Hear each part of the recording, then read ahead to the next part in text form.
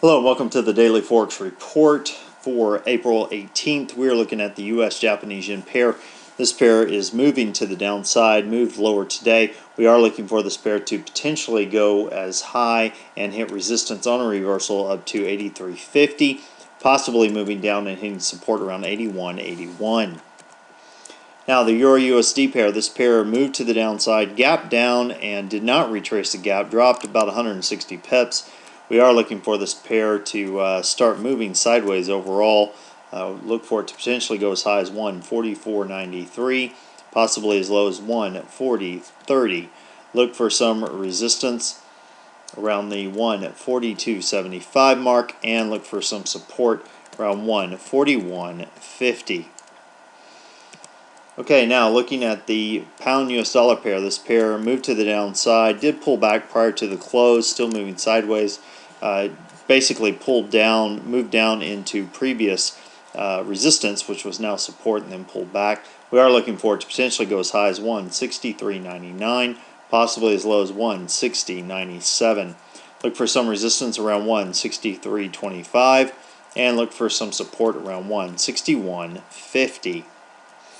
Now the US Swiss, this pair moved a little bit lower from the open, but pulled up, closed up, did break through previous area of resistance. We are looking for it to potentially go up and hit resistance around 0.9000, possibly moving lower and hitting some support around 0.8893. Now, as far as news analysis go, we have the consumer price index for the Canadian dollar being released at 7 a.m. Eastern Time. Consensus on that is that things have moved higher from 2.2% to 2.8%.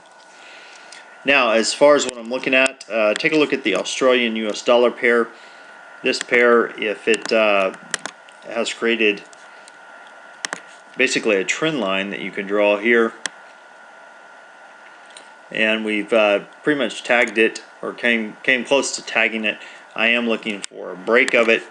If it breaks to the downside, looking to grab a few pips out of this, more of a scalp than anything else.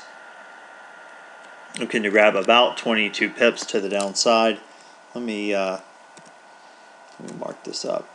Basically looking for a sell and looking for it to come down to this point and then exit.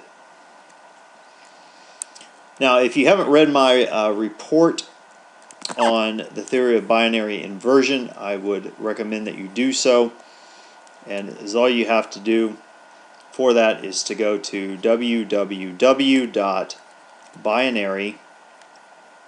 that's BINARYINVERSION.com, and put in your name. Again, that's www.BINARYINVERSION.com. It's a great report, quick read. Go ahead and go to that site and put your email in, and then you can download it to read it. Well, that about wraps us up for today.